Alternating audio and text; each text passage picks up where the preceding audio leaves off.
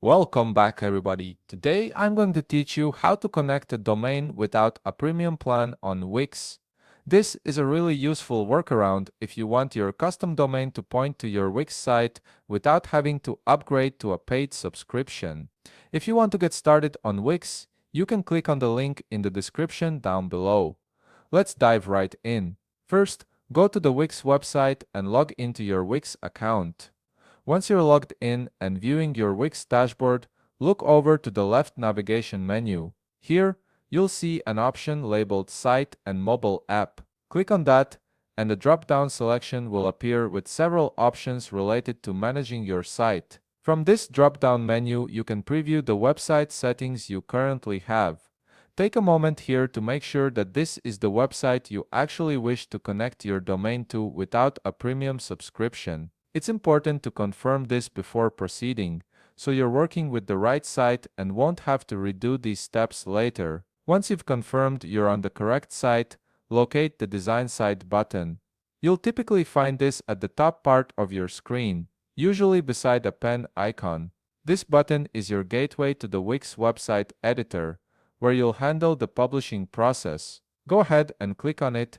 You'll now be directed to the Wix website editor screen. This is where you can make changes to your site's design and layout, but for our purposes today, we're focused on publishing. Start by locating the Publish button, which is usually prominently displayed at the top of the editor interface. Click on it to proceed. Now, this next step is necessary because you can only connect a published website. A small window will appear after you click Publish. From this window, start by copying your website URL. This is the temporary Wix URL that your site is currently using. Once you've copied it, open a new tab in your browser and head to your domain provider. For this tutorial, we're using Namecheap as our domain provider, but keep in mind that you might see a different user interface depending on which provider you're using. Don't worry though, the steps are essentially identical across most platforms. From your domain provider's dashboard,